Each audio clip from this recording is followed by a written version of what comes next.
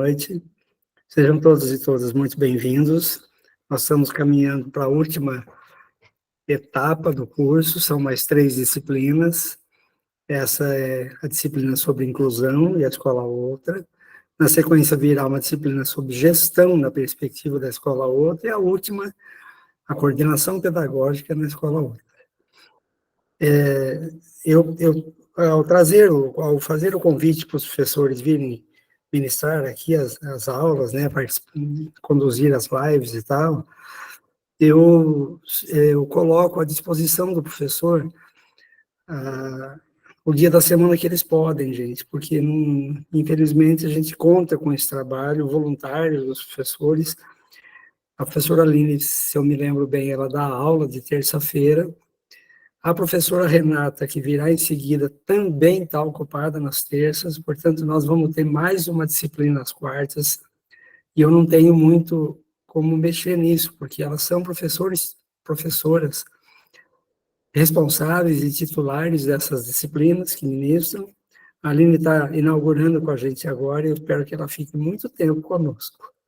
Estou bastante ansioso de acompanhar essa aula. Eu vou acompanhar até às 8, Aline, vou fazer uma reunião com o Nelson, não muito longa, rápida, depois eu volto para cá. Vou num outro link lá falar com ele. Então, você vai estar aqui bem acompanhado, você está aí vendo a Fabiana, o Roberto, o senhor Antônio, enfim, a Cristiana, a Michele lá de Montemor, qualquer coisa que você precisar, esse povo está pronto para te ajudar, tá bom? A Laura. Dito isso, gente, eu vou passar para a professora Aline, eu não vou apresentá-la, mas é uma satisfação muito grande ter você aqui, eu só vou te agradecer, Aline, e apresentar é com você. Obrigada, Flávio. Eu confesso que eu também estou ansiosa, porque é um tema, como o Flávio sabe, a Ana, que eu conheço, a Laura, é um tema que me brilha os olhos e tem toda a minha trajetória formativa é pautada na educação especial, apesar de eu trabalhar também com a gestão. Mas falar de educação especial, se deixar, gente, eu fico aqui até meia-noite hoje, então vocês vão me cortando aí, tá? Eu agradeço, Flávio, mais uma vez o convite. Eu acho que cada vez mais a gente precisa falar sobre esse assunto. É um tema que está muito recorrente, né? E aí eu vou trazer algumas coisas para a gente pensar sobre isso. Mas antes eu vou me apresentar e depois eu dou, né, o start para a gente começar o nosso diálogo. Então, eu sou a Aline, eu sou de Araraquara, né, interior de São Paulo, pertinho de São Carlos.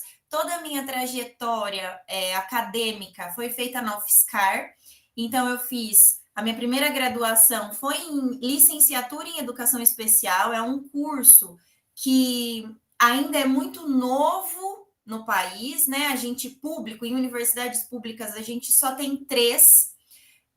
Na UFSCar, o primeiro foi em Santa Maria, na Federal de Santa Maria, no Rio Grande do Sul. O segundo na UFSCar, que é onde eu fiz, em 2009, a primeira turma, e eu fui da primeira turma.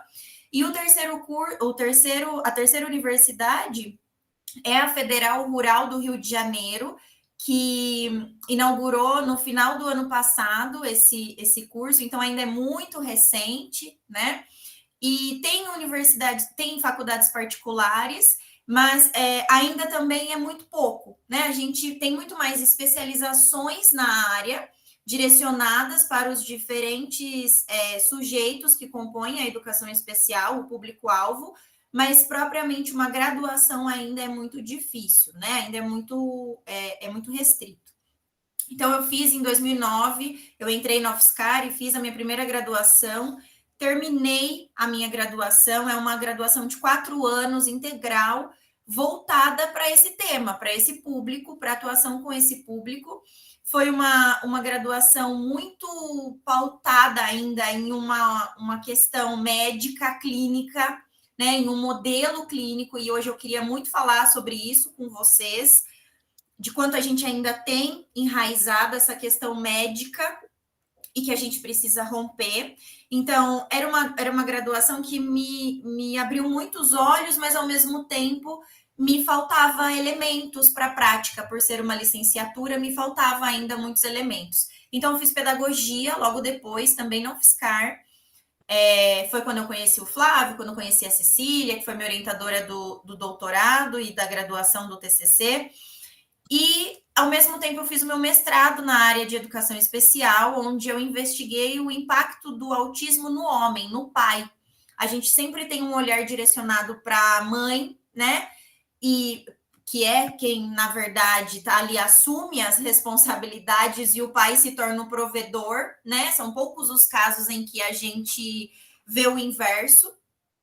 E de início eu queria observar o pai e o irmão, porque também é uma outra figura que, né, passa despercebido ali, porque toda a atenção fica focada, se volta para a pessoa com deficiência, para o filho que tem deficiência.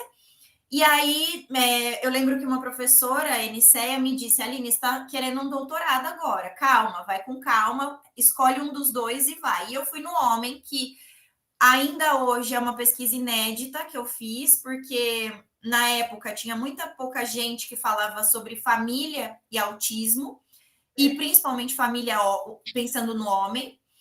E hoje, mesmo depois de quase 10 anos aí, que eu defendi em 2016 meu doutorado, 8 anos depois, ainda tem pouca coisa sendo produzida, né, relacionada à paternidade. E aí, ainda assim, eu continuei, sempre atuei na área de educação especial, sempre fui professora de atendimento educacional especializado do AEE, e, né, enfim, são 12 anos de sala de aula que eu tenho com esse público, mesmo tendo a pedagogia, eu nunca fui uma professora regente, sempre fui uma professora especialista, né, da área de educação especial.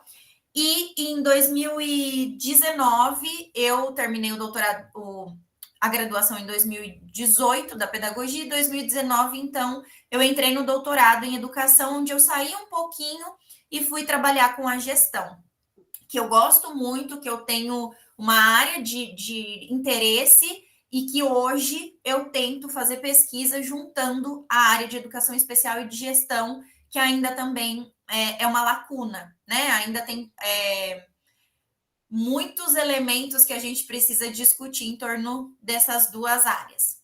Basicamente é isso da minha trajetória. Hoje eu sou professora na Universidade Federal de Minas Gerais, em um colégio de aplicação. Então, eu vou falar de igual, né, com quem está na base, diferente de outros docentes, né, quando vão dar aula, que falam propriamente da graduação, da pós-graduação. Eu estou na base, então eu estou sabendo da realidade que a gente está vivenciando, faço pesquisa e também na área de educação especial. Então, hoje eu estou dentro de um colégio de aplicação na Universidade Federal de Minas Gerais, onde eu faço atendimento educacional especializado com crianças. Ao todo, a gente tem 40 crianças em um colégio de tempo integral, e a maior parte do meu público são autistas. Eu tenho cerca de 29 autistas, mas tenho paralisia cerebral, deficiência visual e altas habilidades. Não tenho surdez,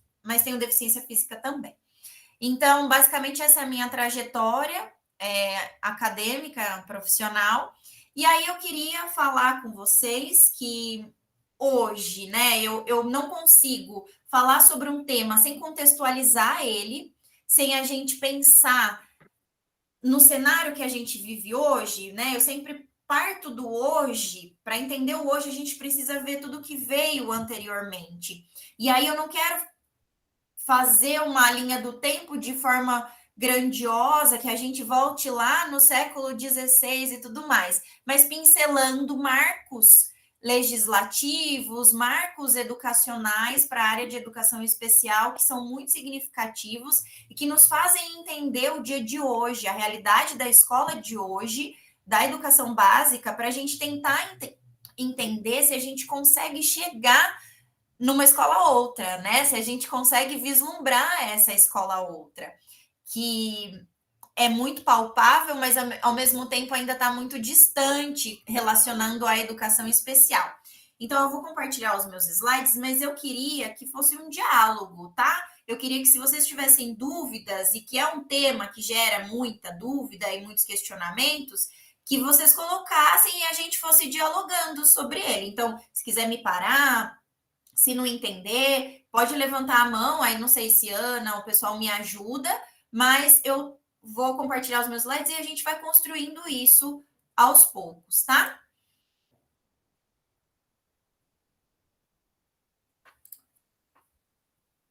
Ver se vai aparecer.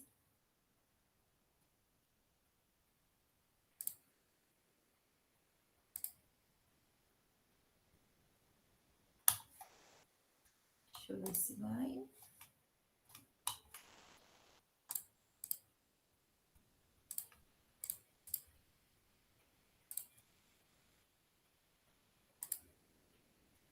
Ana, foi tela cheia? Sim, Aline. Não, ele ainda eu acho que ele vai fazer o copinho ainda. Está aparecendo aqui para a gente, mas ainda não abriu tela cheia. Tá, se não começar, você me avisa que eu... Tá, uhum. Mas dá para ver bem. Tá. Então, Tá bem? olha só, gente, a ideia é a gente falar de elementos que compõem essa ideia de inclusão, e aí eu quero muito que a gente pense em conceitos e elementos que constroem essa inclusão, que dão base para essa inclusão, para que a gente chegar em uma perspectiva inclusiva, que a gente vai falar disso também hoje, para a gente chegar, então, numa possibilidade de escola outra, né? E aí eu gosto dessa ideia do ideal ao real. O que a gente tem de ideia, de ideal, de modelo, que é muito bem posto, mas o que é o real? O que a gente vivencia hoje no cenário educacional brasileiro, tá? E aí, vocês vão ouvir ao longo desses encontros que em muitos momentos eu vou me remeter a países, né, a outros países, porque muito da nossa inclusão, na verdade, tudo da nossa inclusão é pautado em países, né, desenvolvidos, que nos auxiliaram, mas que também deixam brechas e lacunas que a gente precisa rever, tá?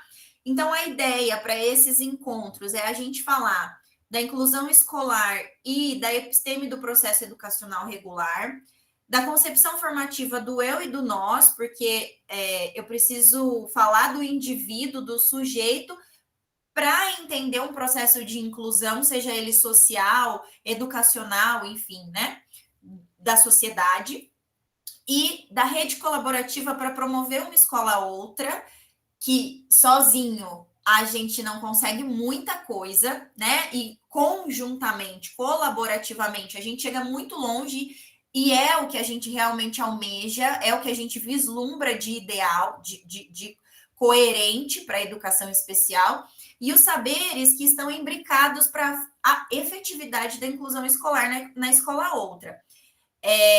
Os saberes, existem muitos saberes, né? Todo mundo tem os saberes, eu uso a base do Charlot, mas como que a gente faz? A gente não nomina, não denomina, não nomeia muitas das práticas que a gente utiliza e que são práticas inclusivas, que são práticas pedagógicas inclusivas e que colaboram para essa inclusão escolar. Então, eu quero falar muito disso, de como os docentes, os educadores como um todo, possuem esses saberes e que muitas vezes não têm dimensão do que está fazendo, que é uma prática inclusiva, né? Vai muito no intuitivo, não nomeia, mas isso é um saber utilizado para promover a inclusão, tá? Então, a gente vai falar muito desses elementos.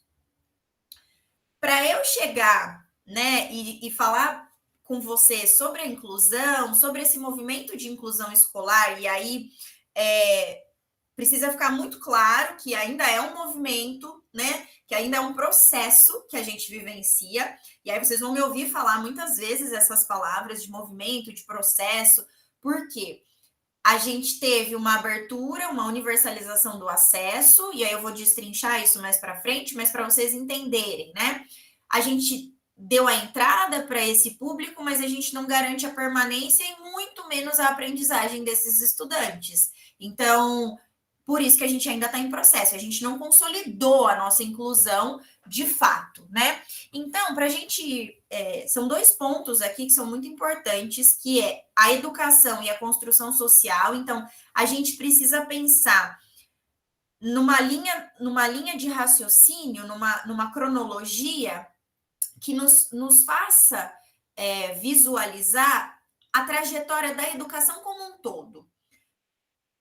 Foi excludente por muito tempo, foi elitizada por muito tempo, tinha e ainda tem características, né, pautadas no eurocentrismo e um modelo tradicional, branco, né, de uma classe elitizada. Ainda a gente tem esse modelo arcaico, né, mas a gente vem mudando.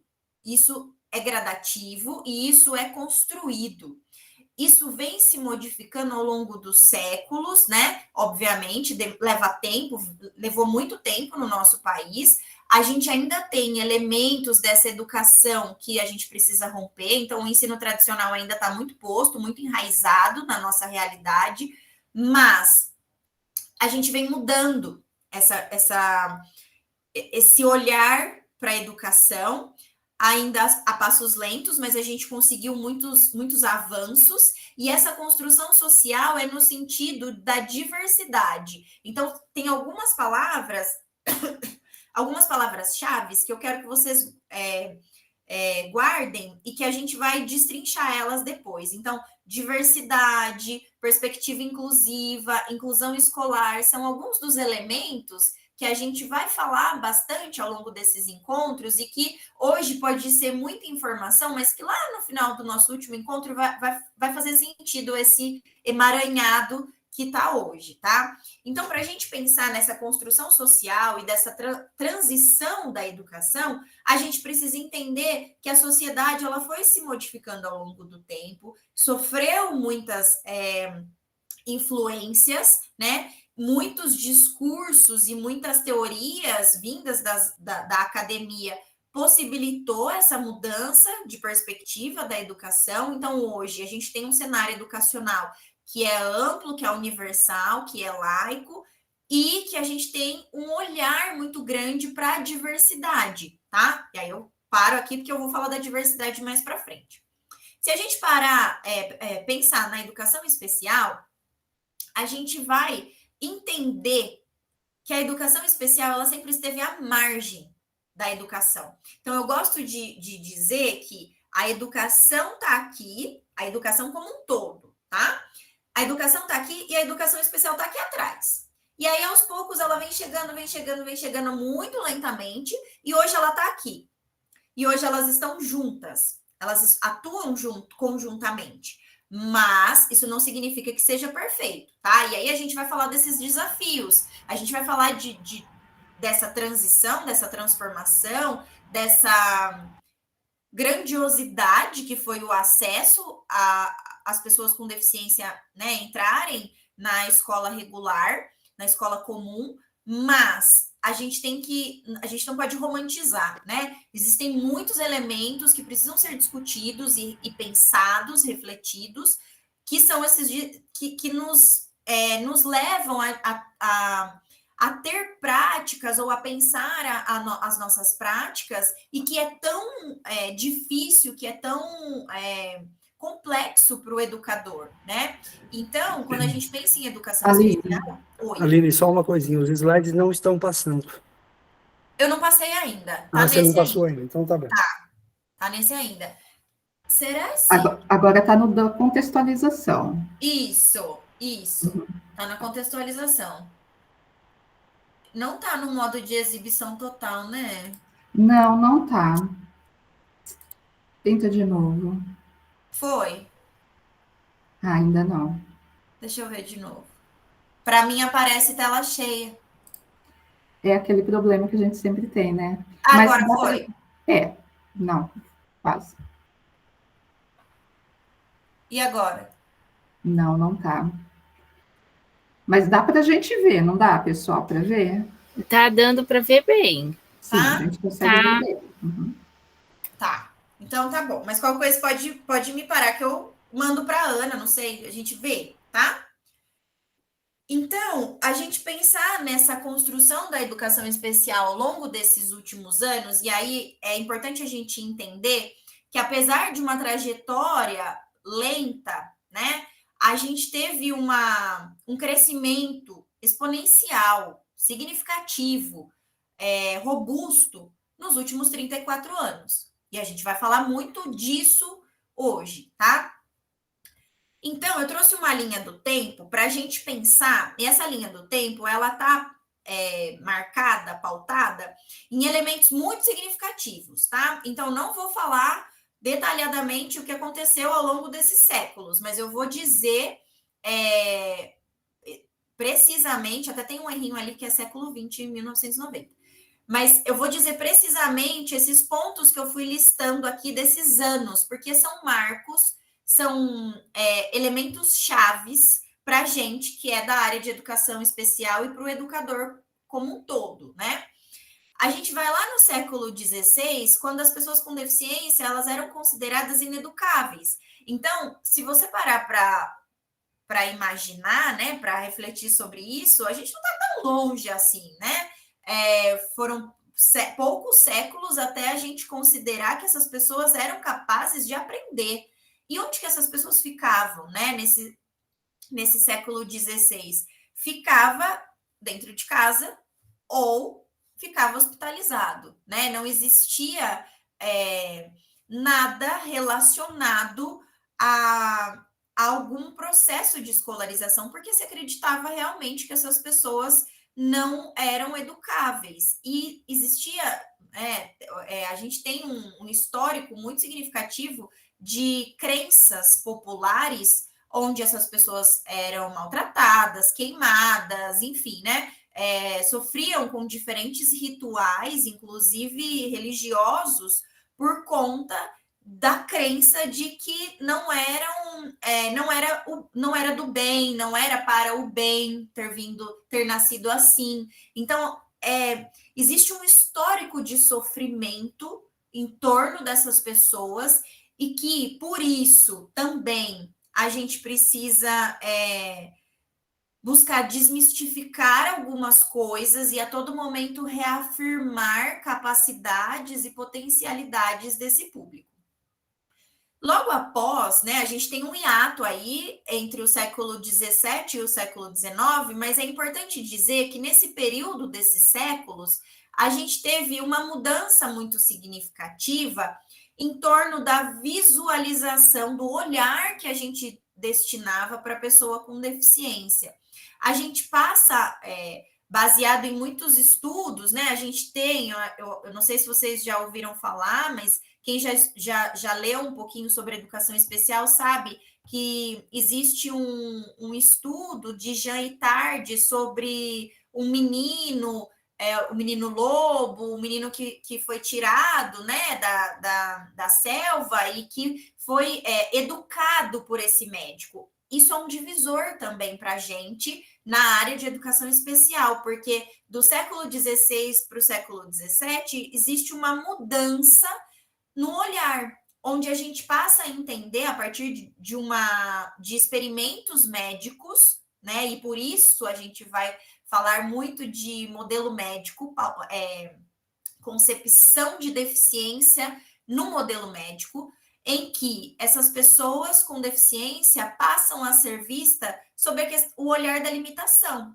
sob o olhar do diagnóstico clínico. Então, calma, eles são educáveis com limitações, que é o que a gente traz até hoje.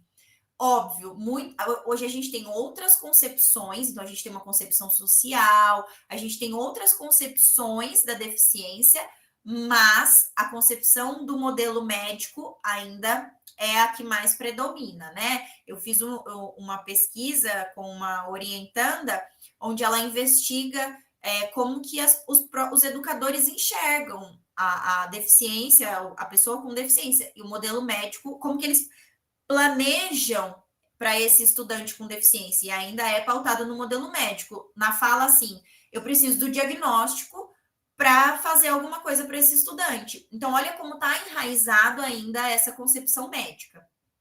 Então, tem esse processo de transição, então a gente passa a entender, a visualizar que são sujeitos que aprendem, mas ainda com muita limitação. A limitação, ela vai ser uma mochila que a pessoa com deficiência carrega por toda a vida dela, né?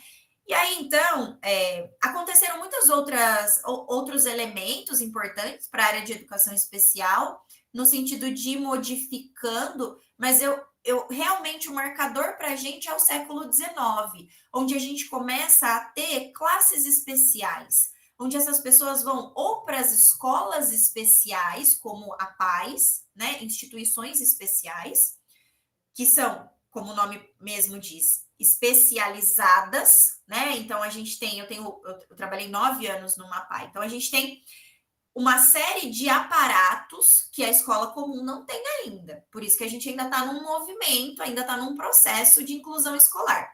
Mas a escola especial, ela é moldada para atender esse sujeito. Então, existe uma equipe multidisciplinar, existem os educadores que trabalham ali, existe um planejamento voltado para que esse estudante esteja ali com qualidade e que aprenda dentro das suas potencialidades e limitações. Então, existe um diálogo, e eu quero trazer isso para vocês também, que é assim, na educação especial existem muitos lados, existem muitas vertentes, né? Existe um discurso muito forte de uma inclusão radical, que é todos os níveis de acometimento, que a gente não fala mais grau, né? A gente fala nível de acometimento, o quanto que tem de prejuízo esse sujeito, né? Todos os níveis de acometimento estão dentro da escola regular. E existe um outro lado, uma outra vertente, que é o de uma inclusão consciente, de que existem sujeitos que não possuem condições de estar na escola especial. São discursos que se chocam e que se degladiam na academia. Então, existem referências teóricas que vão dizer, não, inclusão radical é para todo mundo tem que estar dentro da escola, acamados, com sondas, diferentes deficiências, e tem quem diz, eu concordo que todo mundo tem que estar, mas a escola não está preparada, então calma, vamos analisar a situação. É uma seara ainda que é um limbo para a gente, né? Então a gente tem que ter muito cuidado quando a gente vai defender essa inclusão, para também não tomar um partido, não entender essa polarização que existe, né? E aí, então, a gente tem, né, nesse século XIX, as classes especiais, que eu vou dizer para vocês que eu descobri não, né?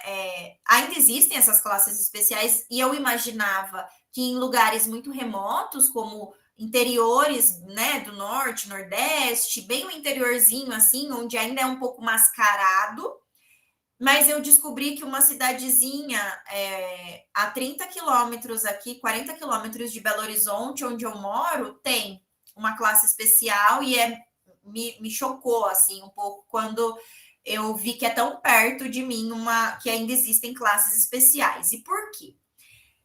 A gente tem, dentro das classes especiais, então pense em uma sala com um pedagogo, tá? Um professor, um pedagogo, um professor regente, que tem dentro da sua sala todas as deficiências possíveis em diferentes níveis de acometimento e com diferentes faixas etárias. Essa é uma classe especial. Hoje, eu, Aline, formada, né, atuando há 12 anos, te digo que é impossível você ter isso. É um cenário extremamente complexo para um professor dar aula para esse tipo de classe, né? Para esse modelo de classe. Mas aí vocês podem me perguntar, né? Se alguém conhece. Na PAE a gente tem esse modelo, né? Um modelo de agrupamento, onde a gente tem faixas etárias. Então, eu já tive alunos com 7, 8 e 9 anos, normalmente são 3 anos de agrupamento, mas já tive alunos com 24, 25, 26 anos, e com diferentes níveis de acometimento. Deficiências intelectuais leves, moderadas, mas também tive autistas severos que estavam junto. Então, a gente precisa entender qual a diferença. Por que então, eu digo que na classe especial da escola regular isso é incabível, de acontecer, e na escola especial isso ainda é possível de acontecer, porque aqui existe um aparato para que a gente consiga dar aula nesse cenário. Né? Na escola especial, eu tenho uma equipe multidisciplinar, eu tenho todo um suporte, uma rede de apoio que me possibilita dar aula nesse cenário, com essa diferenciação entre os estudantes. Agora, numa escola comum, numa escola regular, onde a gente tem um professor, na maioria das vezes a gente não tem recursos humanos que nos auxiliem, né? Quando eu digo recursos humanos, eu estou dizendo de professor de apoio, professor de educação especial, ainda não tem, ainda é escasso. Professor de apoio, ou profissional de apoio, ou cuidador, ou enfim, né? Diferentes nomenclaturas que a gente tem, ainda muitas vezes é por ordem judicial que a gente consegue. Então, é impossível você chegar a dar aula nesse cenário, né? Não faz sentido algum, né? Tanto para o professor quanto para os estudantes. É incabível isso. Mas a gente ainda tem. E aí, logo depois, isso perdurou por muito tempo, por muitas décadas, e aí a gente vem para o século XX, onde realmente a gente tem uma mudança muito drástica do cenário. Em 1988, a gente tem a Constituição Federal, onde ela vai nos trazer para perto da educação. Então, a educação especial vem chegando muito próxima, ela sempre esteve à margem, ela sempre esteve segregada da educação, sempre foi separado. Então, tinha a classe dos estudantes típicos e a classe dos estudantes com deficiência, atípicos. E aí, hoje, né, a partir de 1988, a educação especial vem chegando próxima da educação. E aí, com a Constituição, a gente tem a universalização do acesso, onde a gente garante o direito de todos à educação. É um direito que não é negado, obviamente, mas ainda gerava, naquela época, naquela década, muitos diálogos incoerentes, deixava muitas brechas, né? Como muitas legislações ainda deixam. E aí a gente tem, então, uma mudança, uma abertura desse cenário da educação. E a gente continua no século XX, em 1990, com o ECA, né? É uma legislação é um documento legal muito importante para as nossas crianças com deficiência e adolescentes, mas ainda assim não era suficiente. E aí o Brasil, nesse movimento discursivo de integração das pessoas, e integração é diferente de inclusão, né? Existiu um movimento já pautado, muito forte, muito enraizado, de integração das pessoas com deficiência na sociedade. O Brasil, a partir de 1990, ele participa de encontros internacionais, onde ele vai firmar um compromisso com a educação das pessoas com deficiência. E aí, em 1994, esse encontro em Salamanca, na Espanha, onde o Brasil assina esse documento se responsabilizando pela pessoa com deficiência no caráter educacional. Isso muda totalmente a educação. E aí a gente vai para um movimento discursivo de inclusão escolar. Então, a gente sai da integração social, que estava lá em 1970, 1980, muito forte, e a gente vem para a educação em um movimento de inclusão escolar. Esse movimento de inclusão escolar, ele vai ganhando forças aos poucos, e eu lembro que em 1998 eu entro para o ensino fundamental, e quando eu volto na minha trajetória, eu não estudei com nenhuma criança com deficiência. Assim, uma deficiência que a gente, visual, assim, que a gente conseguia visualizar, né? Como uma deficiência física, por exemplo. Mas eu lembro de ter sujeitos junto comigo no meu processo formativo no ensino fundamental que tinham dificuldades muito significativas no processo de aprendizagem e que hoje eu penso, esse sujeito podia estar dentro do público-alvo da educação especial e ele não era visto, né? Podia ser um transtorno de aprendizagem, podia ser, enfim, inúmeros diagnósticos. E aí, em 1994, então, o Brasil firma esse compromisso e uma série de documentos legais são criados para garantir esse direito e para efetivar a entrada dessas pessoas na escola comum. Em 1996, a gente tem a LDB, que para a gente é um marcador também, né? Para todo mundo que é da educação, é um documento importante, porque vai ser o primeiro documento que vai dizer sobre a educação especial. O primeiro documento de educação que vai falar sobre educação especial. Então, a gente tem 3 artigos, 58, 59, 60, na LDB, que vão falar sobre educação especial, sobre a entrada desses sujeitos preferencialmente. Então, esse termo preferencial, ele vai ser visto em muitos outros documentos. E aí, a grande brecha que a educação deixa, ela diz, é preferencial, mas você pode escolher onde você quer deixar. E aí, se você, naquela época, é pai de uma pessoa, pai, mãe, né, responsável por uma pessoa com deficiência, você vai escolher qual lugar para o seu filho estudar? Um lugar que tem uma trajetória, como a escola especial, ou a escola comum que vai começar a receber esse público? É óbvio que eles continuavam, então, né, na escola especial, porque esse preferencialmente deixa essa brecha. E ainda deixa, né? E aí, a partir disso, 1998, a gente tem as diretrizes para a educação especial. Por quê? Por que acontece essa enxurrada de documentos, né, legais? Porque as pessoas, né, com deficiência, os alunos, começaram a entrar muito, né, lentamente, muito de forma sorrateira ainda, mas eles começaram a entrar. E os docentes, a gestão, todo mundo sem saber o que fazer. E aí, muitos documentos, como essas diretrizes, começam a chegar. Então, um dos documentos mais importantes desse período de 1998 são as diretrizes para adaptação curricular, que falava uma adaptação de grande porte e uma adaptação de pequeno porte.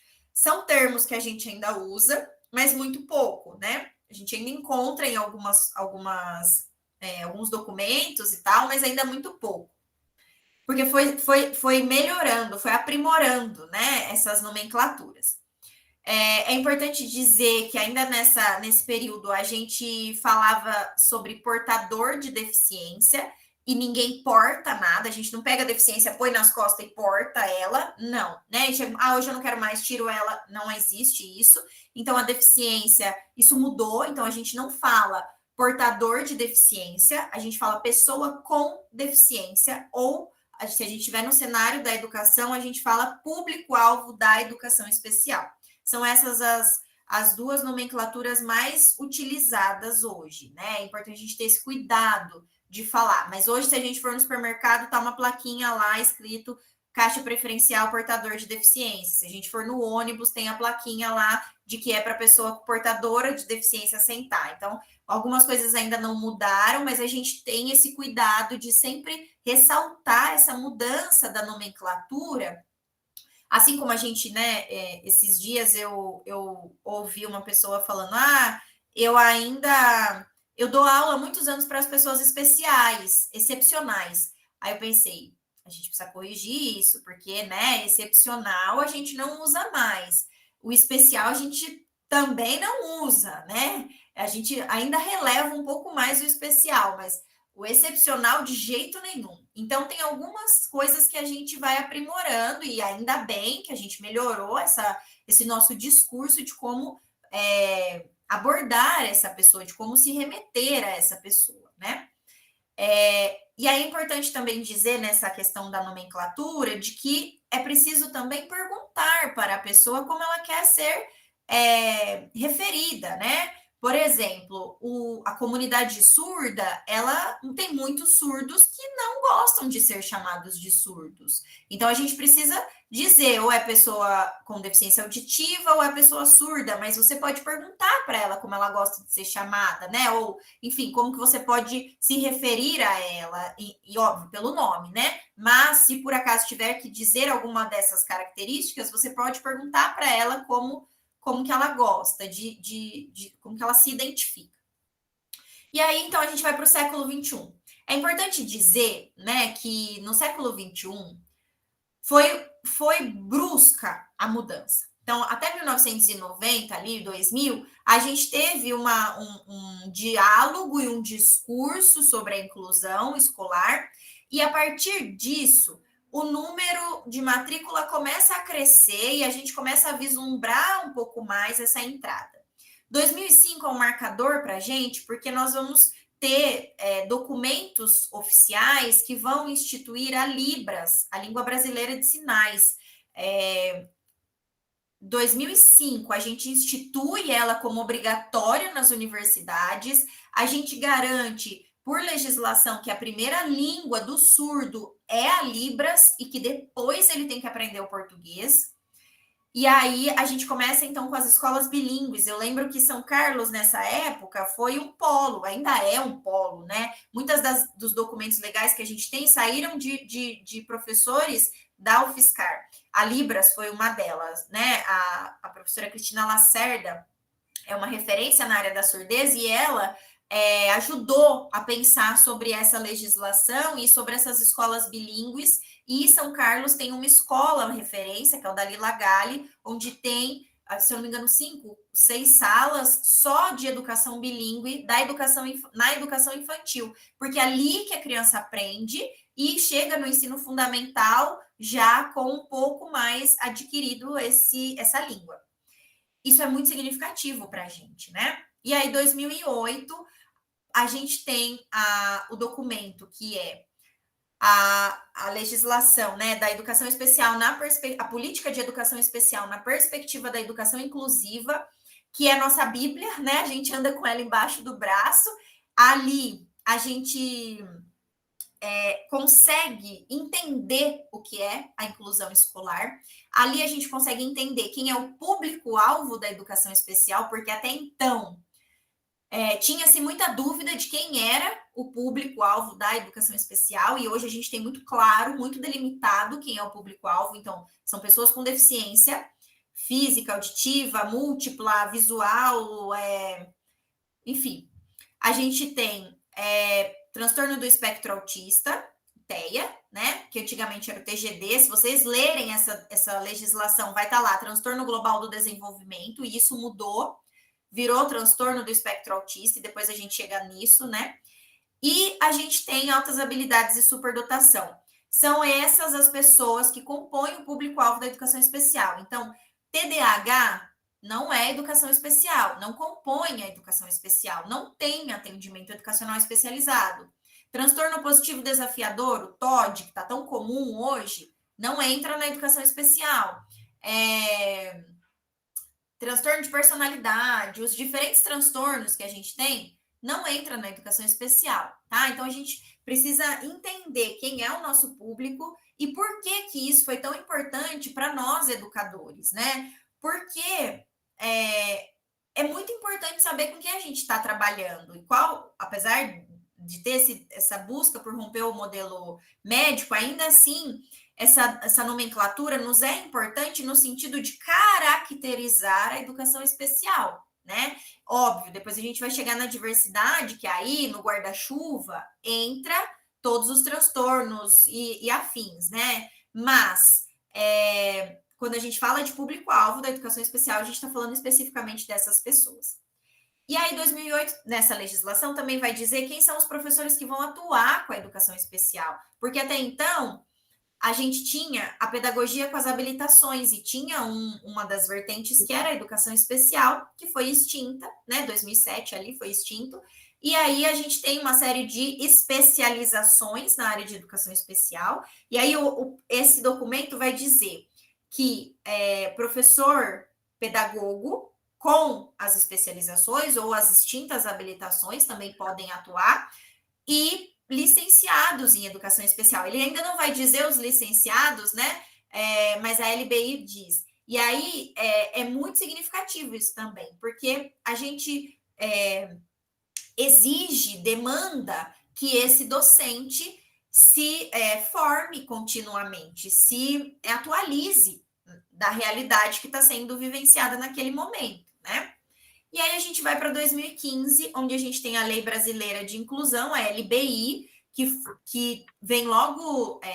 2008 foi muito importante, a gente anda com ela do lado do braço, embaixo do braço, e do outro a gente anda com a LBI, que é uma atualização dela, né? Ela traz muitos elementos que vão ajudar a melhorar essa inclusão, porque 2015 a gente já tinha um número muito maior de pessoas com deficiência na escola.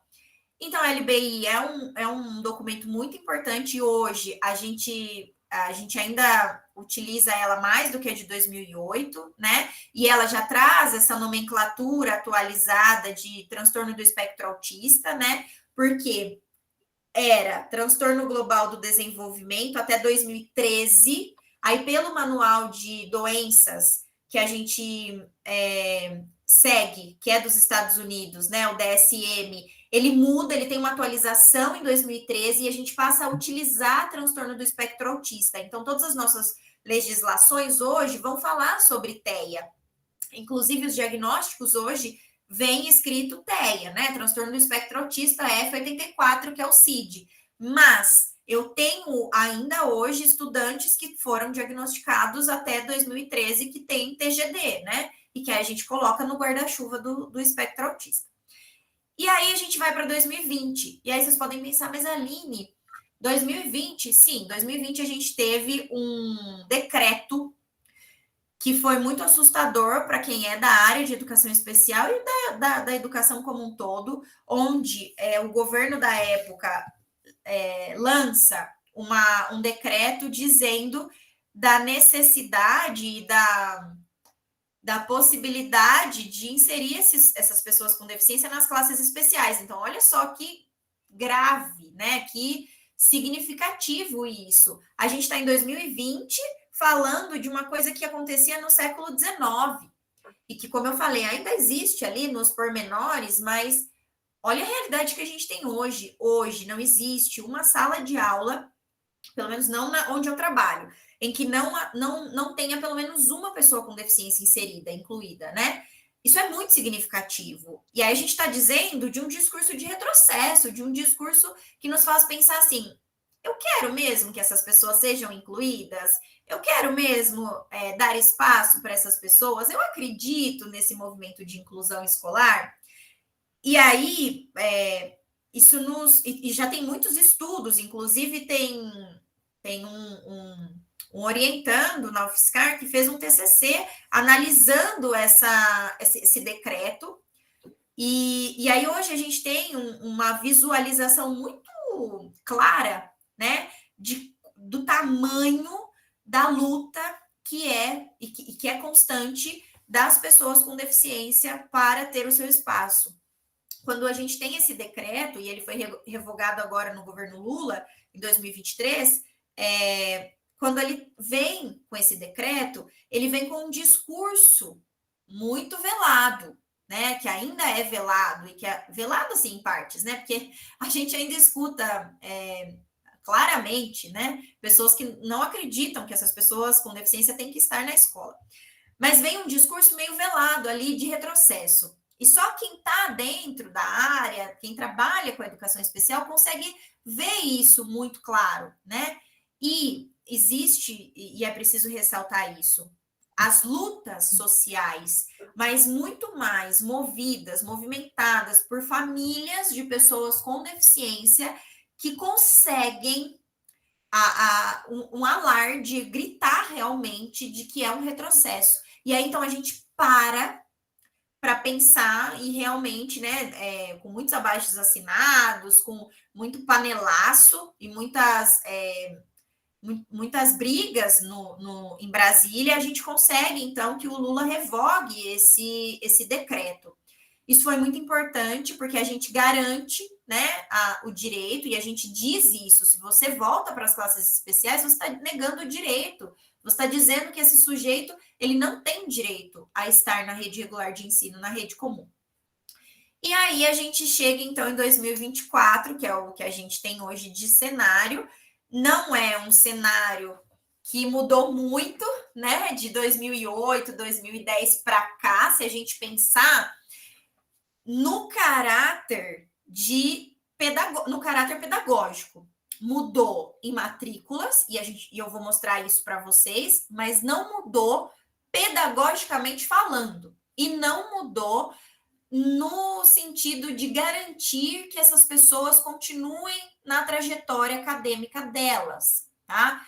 Mas é preciso dizer que eles chegaram. E eles estão ainda chegando. Então, vou dar um exemplo muito claro para vocês. Onde eu trabalho é sorteio, para estar no colégio de aplicação é sorteio, para entrar, né, para o estudante entrar é sorteio.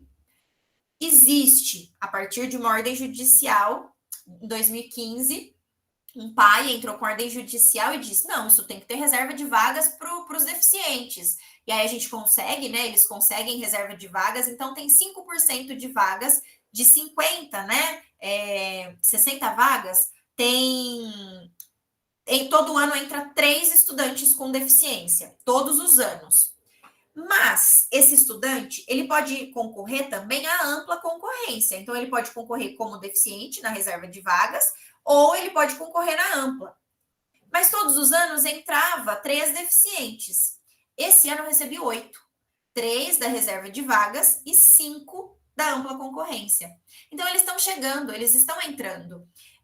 Dos 8 que eu recebi, uma é síndrome de Down, os outros 7 são autistas. Então, só para a gente entender também qual é a maioria do nosso público, que eu acho que a gente precisa também falar um pouco sobre isso, né? Sobre esses diagnósticos que estão chegando, tá? E aí, eu trago para vocês que após essa Política Nacional de Educação Especial, essa de 2008 que eu falei, que é para a gente muito importante, a gente vê um crescimento. Por quê? Quando você tem lá em 94 esse termo preferencialmente, você deixa a dúvida se você realmente quer colocar seu filho nesse lugar, né? Não é um lugar preparado. Mas que é um lugar que vai se preparar quando esse sujeito chegar. Porque a gente troca a roda do carro com ele em movimento. Ainda hoje, em 2024, 34 anos depois 30 anos depois que a gente afirma o compromisso de que a gente vai educar essas pessoas, né? Ensinar essas pessoas.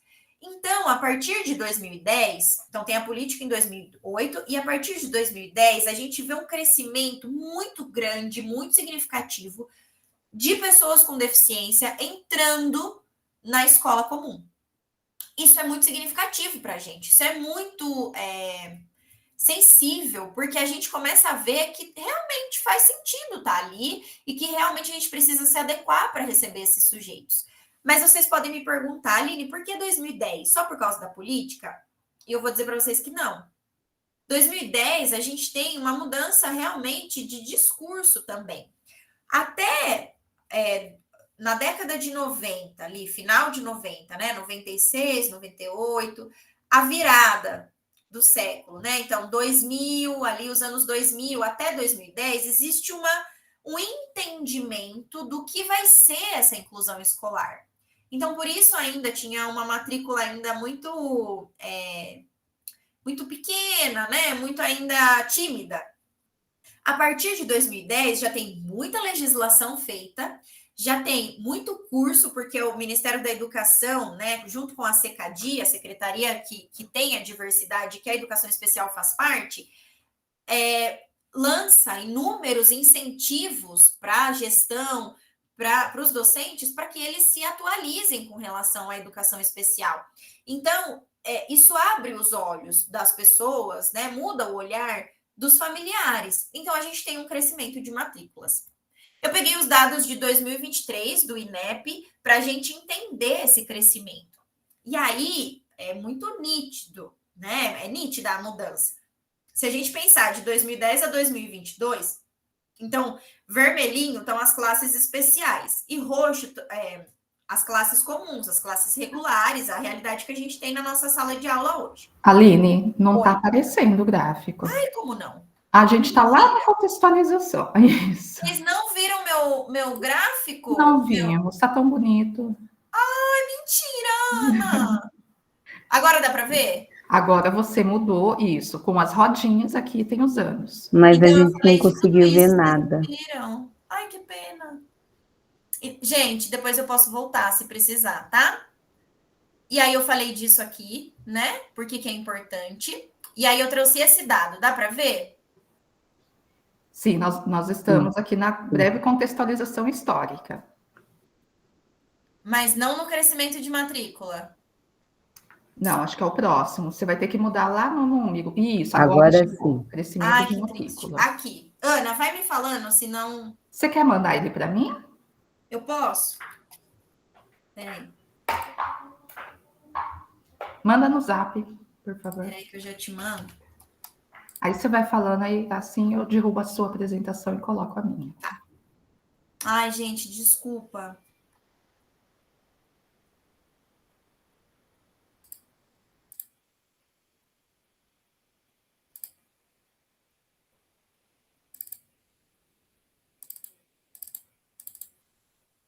Mandei, Ana.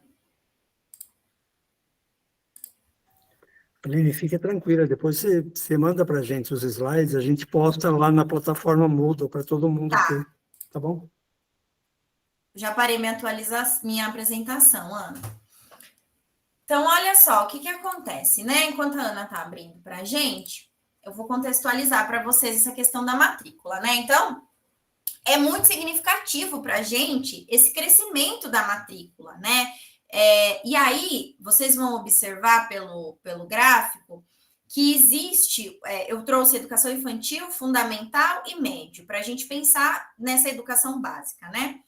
É muito significativo, e aí eu fui também fazer, quando eu peguei esses dados, eu fui ver anterior, né? Antes de 2010, e até tem uma orientanda na UFSCar que também está fazendo uma pesquisa sobre esses dados de matrícula. E aí, quando eu fui ajudar ela nessa coleta de dados, ela visualizou que até de 1995 até 2014, esses dados, eles estão muito perdidos, né? Mostra muito o geral da educação básica, né? E não especificamente da educação especial. Então, isso foi mudando até para o Ministério da Educação, até para as pesquisas que a gente vem tendo, né? Do INEP e tudo mais. Recebeu, Ana? Tá. E aí, nesses dados de matrícula, a gente consegue visualizar que a educação infantil, ela se manteve nas classes especiais, na instituição especial, ela se manteve.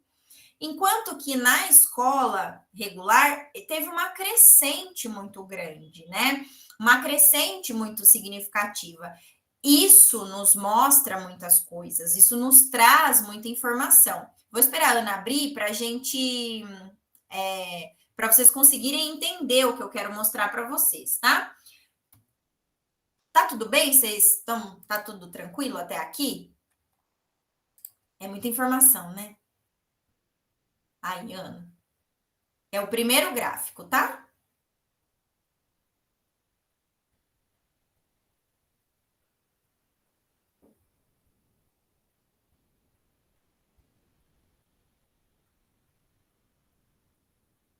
Aí, ó, então o vermelhinho, rosinha, são as classes e escolas especiais, e aí a gente consegue ver que tá linear caindo, né, praticamente, enquanto que a educação infantil na escola regular, na classe comum, ela tá crescendo, né, gradativamente. E aí, se a gente pega, olha só, 2010, o número de matrícula no rosinha era 35 mil. E na escola comum era 34, então estava muito pareado. Mas o que é importante a gente saber aqui? A educação infantil, ela não é propriamente o foco das instituições especiais. Essas crianças vão para a instituição especial, tem sim um setor, né, que é mais próprio para a educação infantil, mas é muito mais em um caráter de cuidado, em um caráter de estimulação. ainda muito clínico. Então, não é o que a gente tem de conceito e concepção de educação infantil. Então, olha a diferença, e isso é muito importante para a gente pensar, tá? Quando a gente vai para 2020, por exemplo, tem 7 mil matrículas na escola especial e 102 mil na escola comum. Isso é muito brusco, é uma diferença muito brusca, né? E se a gente pega 2022, a gente tem 8.700 matrículas e na escola especial, e a gente tem 174 mil, né? Guardem esses números no sentido de como ele vai crescendo até o ensino fundamental, tá? E aí, Ana, pode passar. O ensino fundamental é muito significativo, não passou, Ana? O ensino fundamental, ele é muito significativo também, porque olha só, é o foco das escolas especiais. As escolas especiais, elas trabalham nesse formato que eu disse para vocês, de agrupamento por ano, né? Então, são convênios com o governo, ou do estado, ou do município, ou mesmo federal, que a gente tem agrupamentos de ano escolar. Então, a gente tem 9, 10, 11 anos, 12, 13, 14 anos, e aí são anos que, como se a gente estivesse trabalhando na EJA, na educação de jovens e adultos. Então, o formato de ensino também é diferente. É como se a gente agrupasse os anos do ensino fundamental em 3 anos, por isso que também é multisseriada. E aí, se a gente olha esses dados, né, 35.300 na escola especial em 2010, e a gente tem 34 mil, muito próximo, em 2010, nas escolas regulares. Isso vai crescendo. E olha quando a gente chega em 2021, é importante dizer, né? 2020, a gente tem 7 mil matrículas em 2020 na escola especial e a gente tem 102 mil. É a maior diferença que a gente vai ver. E lá em 2022, quando a gente tem 174 mil matrículas na classe comum. Vocês podem me perguntar, né? Mas, Aline, o que isso tudo quer dizer? Eu falei que 2010 para frente a gente teve uma visualização muito maior de diagnósticos, né? Da entrada desses sujeitos. Então, existem muitas variáveis que a gente pode considerar, né? No ensino fundamental e dessa entrada. Primeiro, o ensino fundamental é hoje a porta de entrada para as pessoas com deficiência. Ah, mas e a educação infantil obrigatória? Ela mas ainda tem muita criança nas escolinhas privadas. Então, ainda tem uma questão na educação infantil ainda muito lacunosa. No ensino fundamental, não. Todo mundo entra no primeiro ano do ensino fundamental, né? Essas crianças chegaram no ensino fundamental. E elas chegaram com diferentes diagnósticos. E como eu disse para vocês, esse ano eu recebi 8. E aí, por quê? Por que o meu público maior é autista? E por que se eu fizer aqui um questionamento, muita gente vai me dizer que é o que mais encontra hoje, né? Por muitos elementos, mas principalmente por conta da informação. De 2010 para frente, a gente tem um cenário diferente tecnológico também, uma acessibilidade tecnológica, um nível de busca por informação muito maior. E por quê que a gente fala, então, que o autismo teve esse crescimento na escola a partir de 2010, principalmente ali a partir de 2014, 15? Porque as pesquisas começaram a ser muito mais realizadas a partir desse período. Então, eu lembro que quando eu fiz a minha pesquisa do mestrado, em 2014 até 2016, 2015 eu fiz a coleta, né? 14 para 15 eu fiz a coleta. Os meus pais, dos 20 homens que eu entrevistei, cerca de 16, acho 15 ou 16, eles tinham os filhos na escola especial. E os que tinham na escola comum faziam atendimento na escola especial. Então, isso é muito significativo. A gente está falando de 2015, 2014, né? Mas hoje, se eu voltar essa pesquisa, a gente não vai ter essa resposta, com quase 100% de certeza. Essas crianças estão, sim, na escola comum, na escola regular. Então, motivados muito por um rol, né, de um repertório muito maior pela informação, por essa difusão do conhecimento, pelas pesquisas que foram sendo feitas. Até então, muito pouco se falava sobre o autismo, né? Deixava muita dúvida, e hoje a gente tem que ter cuidado, é ao contrário, a gente tem que ter cuidado com o diagnóstico que chega para ver se realmente esse diagnóstico é fidedigno, faz sentido, né?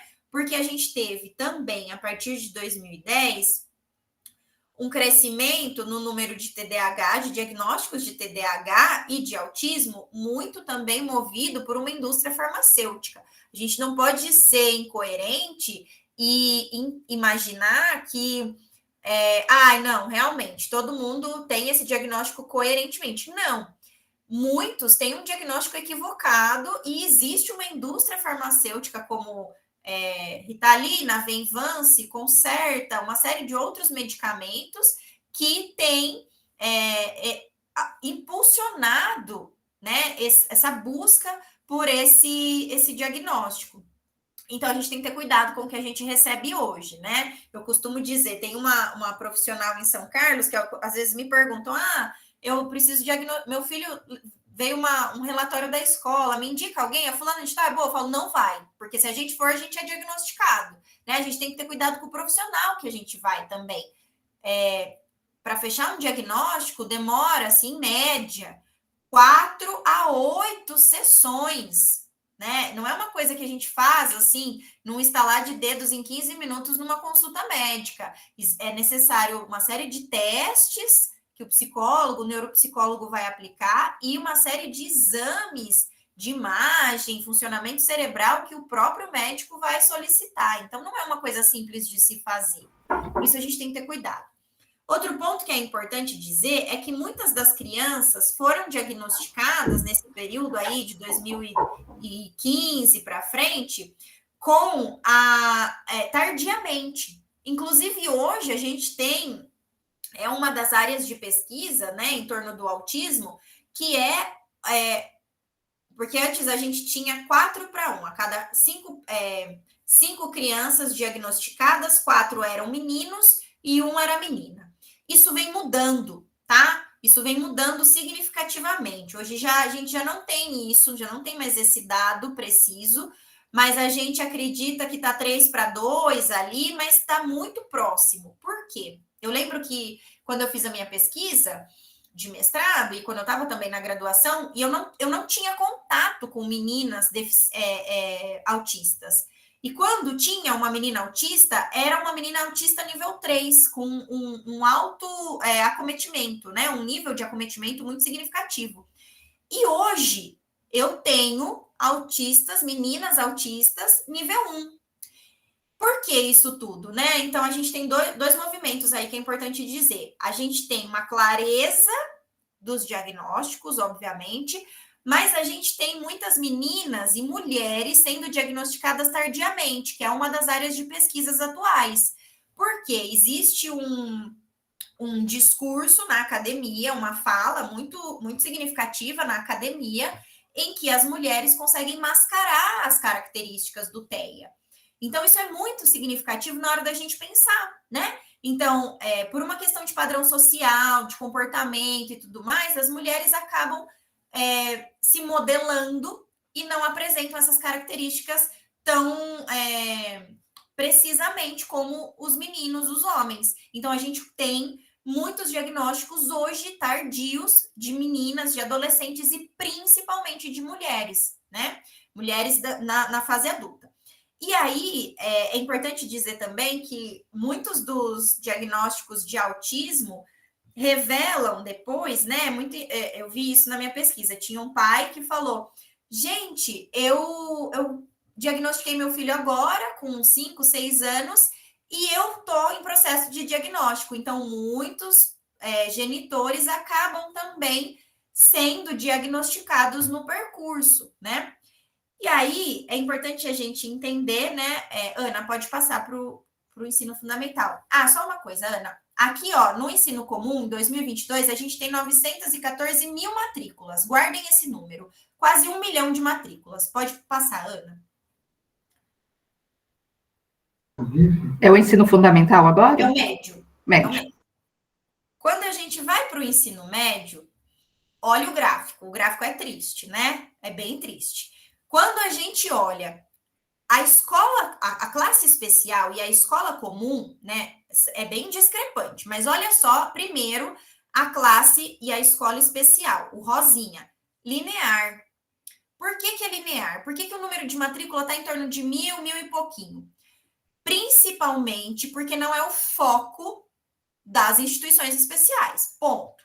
Principalmente por isso. O que acontece nas instituições... Ah, Aline, o que acontece com o sujeito na instituição especial? Vamos lá. Quando eu trabalhei, uma das minhas salas no ano de 2018, era dos alunos da nota da idade de corte na escola especial. Eles tinham 28, 29, 27, 28 e 29 anos. Porque quando ele faz... E aí eles estavam no ensino fundamental 2, tá? Quando eles fazem 30 anos, eles já não estão mais nesse modelo para a escola especial de aprendizagem. O que acontece com essas pessoas? Eles vão para um setor de apoio ao envelhecimento, olha isso. Então, são sujeitos adultos que têm 30 anos, que vão para um setor trabalhar oficinas. Quem tem, né, o nível de acometimento é menor, consegue ser inserido no mercado de trabalho. Agora, se a gente tem um nível de acometimento maior, eles vão para oficinas, eles vão para atividades mais esportivas, enfim, né? São atividades mais... por exemplo, a gente trabalhava muito atividade de vida diária, porque a gente tem que trabalhar essa funcionalidade do sujeito. Então, pensando, né, que quem vai cuidar dele quando os pais falecerem, né? Para onde que eles vão? Então, a gente trabalhava essa funcionalidade, a gente trabalhava arrumar a casa, lavar a roupa, enfim, né? Então, eles vão para esse outro segmento da escola especial. Já não tem mais o processo de aprendizagem em caráter de escolarização pedagógica mesmo. Não que o outro não seja também, né, de aprendizagem, mas de caderno, de atividades e tudo mais, não existe mais para eles. Então, por isso, eles não estão na escola especial, propriamente dito, né? Agora, vamos olhar os dados do gráfico para as classes, para a escola regular.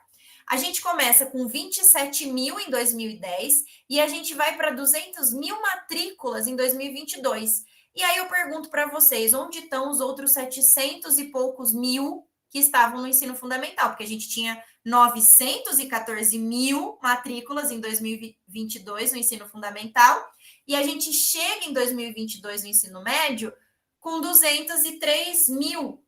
É isso, né? 203 mil. 203 mil matrículas.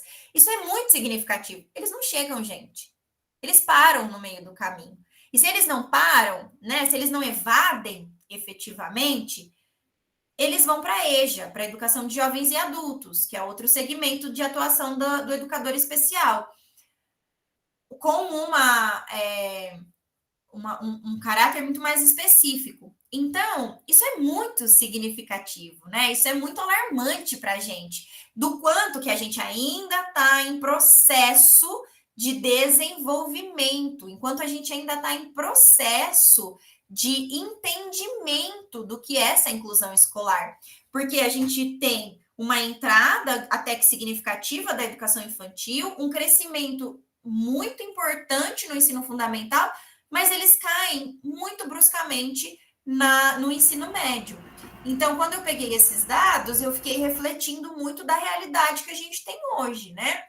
Quais os mecanismos que a gente utiliza para que esses sujeitos continuem na escola. O que a gente realmente está fazendo de inclusão e se a gente realmente está fazendo uma inclusão, está promovendo uma inclusão, né? Por que Aline, Oi. Desculpa te interromper, estava refletindo sobre essa questão esses dias.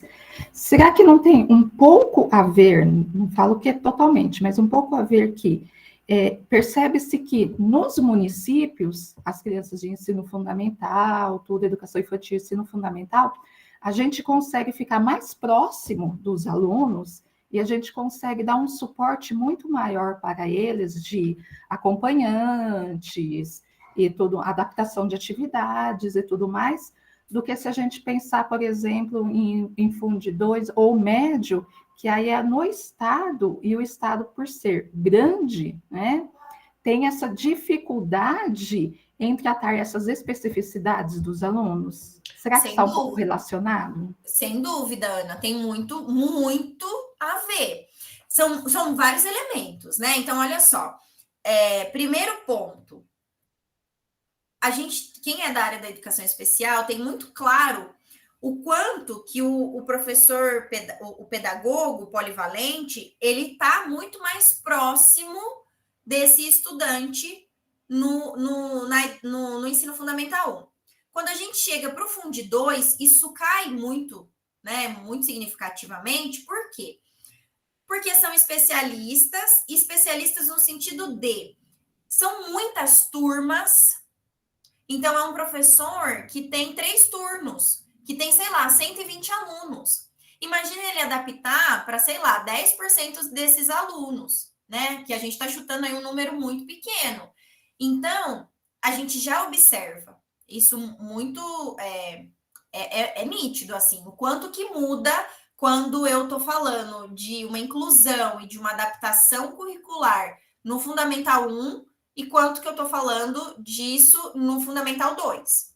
Pronto. Agora, quando eu chego no médio, é alarmante, assim, sabe? É generalizado, porque aí realmente são salas superlotadas, são muitas disciplinas, né, também dessa rotatividade. É um conteúdo muito mais abstrato, é muito difícil essa adaptação de química, essa adaptação da biologia, entendem?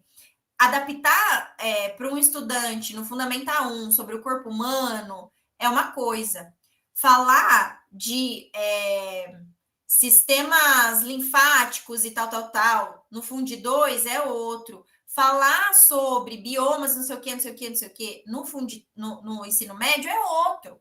E aí a gente tem que ter clareza disso. Então, por exemplo, tem esses dias não, teve uma adaptação que eu tive que olhar de um professor que era sobre vertebrados e invertebrados no Fundamental 2 para um 7º ano. Gente, não faz sentido para o meu estudante, vertebrados e invertebrados. É um estudante com paralisia cerebral, não verbal, que responde comandos muito objetivos, que eu tenho que trabalhar, não come sozinho, não bebe sozinho, tem coisas anteriores, prévias que precisam ser trabalhadas. Então, são muitas as barreiras. E eu acho, Ana, que tem um outro elemento aí, que é, para mim, hoje, o mais agravante, é a formação.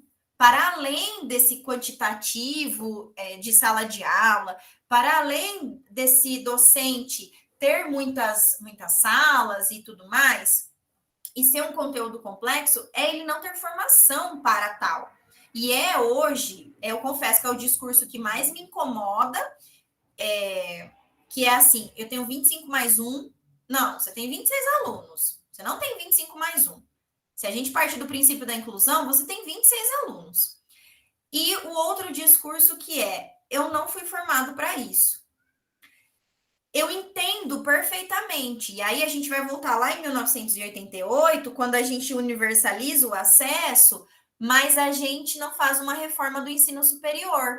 Então, quando a gente não faz essa reforma, a gente diz, e lá em 1994 também, a gente diz, vamos falar de educação especial, junto com a educação, vamos trazer essas pessoas para dentro, mas eu só vou dar uma formação continuada. E uma formação continuada, muito ainda pautada no teórico. Por quê? Quando eu vou dar formação, e aí eu vi isso agora, né? Quando eu peguei esses dados de matrícula, eu fui pensando nessa formação. Eu ia falar para professores da educação básica, assistentes. que trabalham, né, junto com o professor dentro de sala de aula, que por exemplo, a gente tem professor de apoio e profissional de apoio, que são figuras diferentes, né? E eu fui falar para professores de apoio. E aí, a gente precisa entender que todas as vezes que eu falava alguma coisa, eles diziam para mim assim: ah, mas isso aí a gente não viu, a gente não sabe sobre isso, porque veio fulano de tal falar aqui e falou o que é o autismo, o que é a deficiência intelectual. Então, a gente ainda tem formações continuadas, enraizadas no conceito teórico, né? No modelo do diagnóstico. Então, você precisa do diagnóstico para fazer isso. Quando, na verdade, o professor quer o quê? Como é que eu faço? Como que eu adapto o vertebrado e o invertebrado para um estudante, né? Como que eu faço meu estudante entender num nível de abstração muito grande, por exemplo, um autista, como que eu falo para o meu autista no 9º ano fazer uma expressão algébrica? Então, o professor ele não quer saber o que é o autismo, porque ele dá um Google e ele consegue. Mas a gente ainda tem essa lacuna formativa, isso é muito significativo, né? Eu fiz um projeto de pesquisa para o UFOP partindo disso, desses saberes que os docentes têm e dizem não ter, e é isso que eu quero chegar lá no final da nossa, né, no nosso encontro, que é a gente não foi formado, concordo com os professores, eles não foram formados para isso, né? Eu fui formada e não sei também tudo, né? Eu aprendo diariamente, mas tem saberes que eles aprenderam ao longo da formação teórica deles e da prática e da relacional também, que contribuem para que eles testem, porque a educação especial nada mais é do que uma tentativa e erro, porque eu faço inúmeras práticas pedagógicas e elas não dão certo também. Então, ontem mesmo, eu tenho um estudante autista nível 2, que eu planejei todo um processo de adaptação para ele ontem, e ele desorganizou por uma coisa muito pequena e me bateu. Então, é isso, tem momentos que não vai dar certo, tem momentos que dá certo, né? Então, a gente vai caminhando. Esse estudante que eu falei com paralisia cerebral, eu estou tentando inserir comunicação alternativa com ele. Ainda está muito primitiva e provavelmente ele vai terminar o 9º ano e eu não vou ter conseguido atingir, né, o objetivo principal da comunicação alternativa. Então, é tudo ainda muito moroso para a gente, mas eu concordo, eu acho que é um repertório de lacunas que a gente tem, né, desde a formação, da própria estrutura, né, do ensino básico. Então, pensa, os meus estudantes ficam 7 horas dentro da escola. Isso não é saudável. Não é saudável para a gente, imagina para eles, né? E eu falo como um todo. A gente ainda tem práticas muito enraizadas no tradicionalismo. Sair da caixinha é muito significativa, né? Então, por exemplo, eu mesma, eu sei do que eu estou falando aqui para vocês, né? O slide me norteia. Eu podia estar sem os slides, mas o slide é meu suporte. O professor na sala de aula, ele também tem esse suporte. E é difícil para ele mudar isso, mudar esse cenário que ele está. Então, a gente ainda tem práticas muito enraizadas, estratégias muito ainda enraizadas. E a gente, para falar de educação especial, de inclusão escolar e mais ainda de perspectiva inclusiva, a gente precisa sair da caixa, né? A gente precisa sair desse modelo quadrado que a gente tem. Então, eu penso que são muitos elementos, muitas variáveis que nos levam a entender o porquê que a gente ainda não atingiu essa excelência da educação especial e da inclusão escolar. Eu acho também, Ana, que existe muito pouco ainda, são poucos profissionais na área, então, são muitos pedagogos e poucos educadores especiais. São muitos especialistas na área de educação especial, mas ainda formados por um modelo teórico.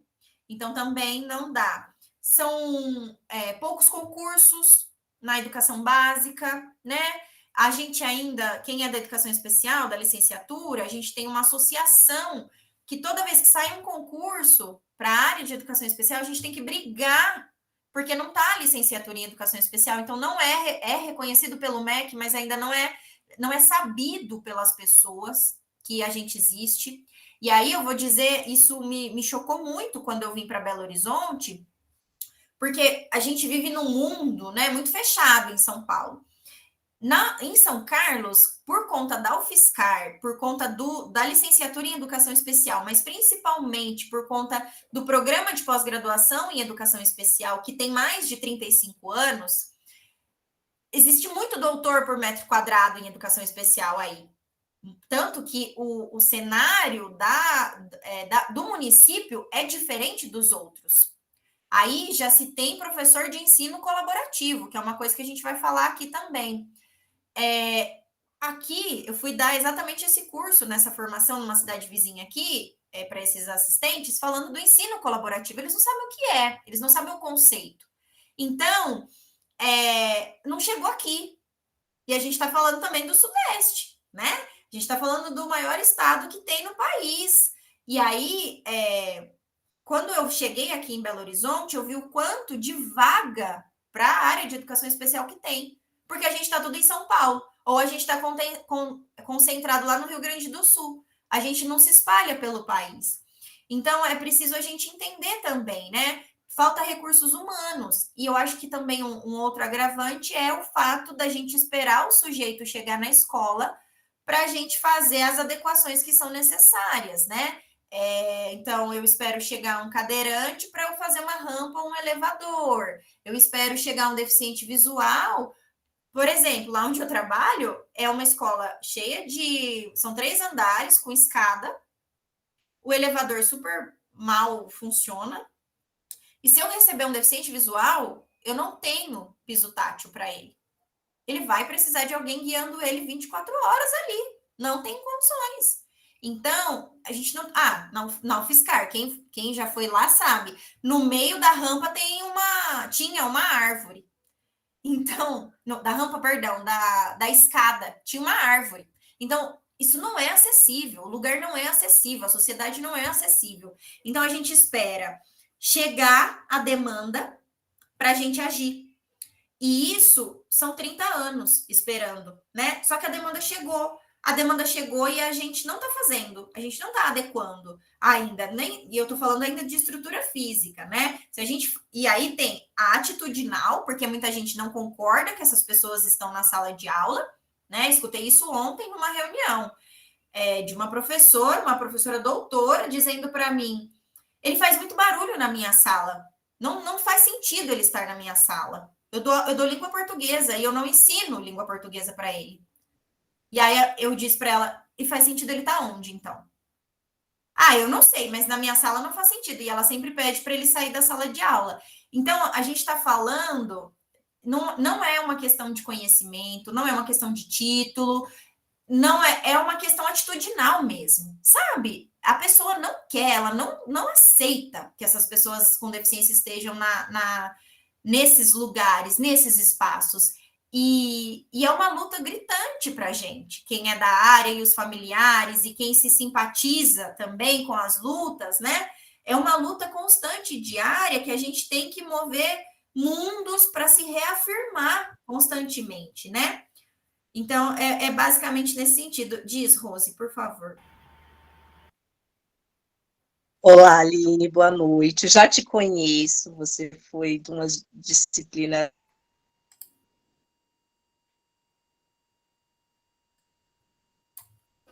da especialização do IFISP, então é um prazer em revê-la, que eu participei, né, da Educação e Sociedade.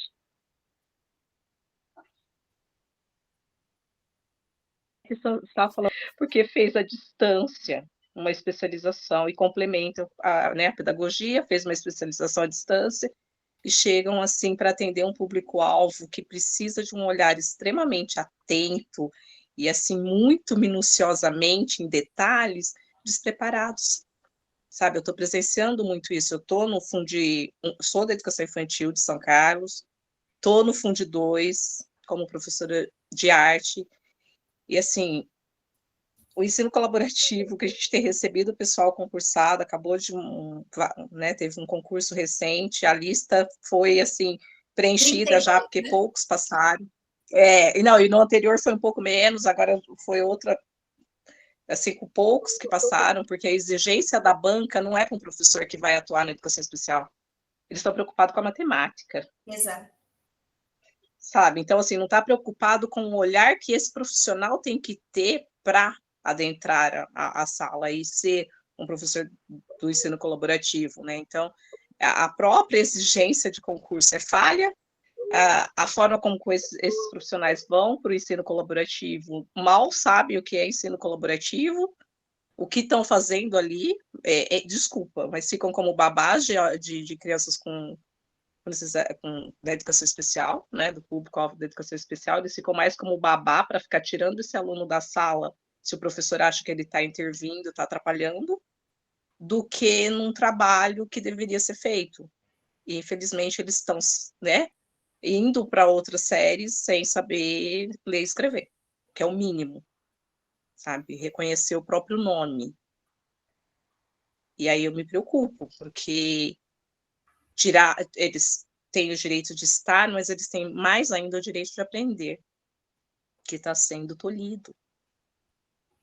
O direito de saber usar um banheiro, de estar entre os pares, não tenho, infelizmente eu não tenho visto acontecer. E eu acabei de prestar o concurso em Ilhabela para educação especial, e no edital que foi da VUNESP, não estava pedindo licenciatura em educação especial. Estava pedindo especialização em educação inclusiva, pedagogia e especialização. Eu fiquei assim, falei, a minha especialização, eu não acabei ainda, tá? Eu não acabei a especialização, eu estou fazendo pela UFABC, em educação especial inclusiva, fiz a licenciatura na UFSCar, em 2 anos, né, que ofereceram, teve uma oferta em 2 anos, mas eu, assim, eu tenho um conhecimento, foi em AD, eu tenho um conhecimento da educação especial, eu tive vários alunos com autismo, é uma coisa que eu gosto, eu leio muito a respeito, né, e aí não pediram, eu falei, se eu passar, eu passei, mas não sei, tem outros ainda, né, outros processos de classificação. Mas eu não sei se eu vou poder assumir, porque eu não tenho a especialização concluída, eu tenho a licenciatura. Então, não sei, né, como ficaria no caso. Mas eu me preocupo, eu acho que da mesma forma que fizeram com a pedagogia, né, que quem começou uma pedagogia que tinha que ser presencial e tudo mais, e agora faz em 6 meses. EAD. E o professor antes vinha do magistério, né? Você vinha de 4 anos de magistério, você fazia estágios, você tinha uma formação mais, né? Eu já sou meio velha de profissão aí também já, mas eu penso que a gente tinha uma formação mais forte. Eu fiz Cefam também, né? Então eu fiz Cefam, eu falo de formação, eu sempre busquei ter uma formação mais sólida, para falar com propriedade daquilo que a gente vai fazer dentro de uma sala de aula. Né? O lugar que a gente ocupa é um lugar que tem que ser um lugar de uma formação mais sólida, porque depois a gente critica os médicos. Agora também, medicina, daqui a pouco vira EAD, gente. Quer dizer, que profissional, acho que não lembro se foi o professor Flávio que chegou a comentar, ou se eu ouvi em outra situação, você aceitaria um médico, foi o professor Flávio, que vai lá te operar e ele começa a falar que, será que, né, olha, eu não fiz assim, na residência, né, eu não entrei no centro cirúrgico. Né, foi o professor Flávio, né, não estou enganada. Essas maluquices sou eu, normalmente. Mas é um exemplo muito, muito óbvio, e deveria ser assim com o professor também. Você aceita um professor que fez em EAD em 6 meses? Ou você quer um que tem uma formação mais sólida para educar seu filho?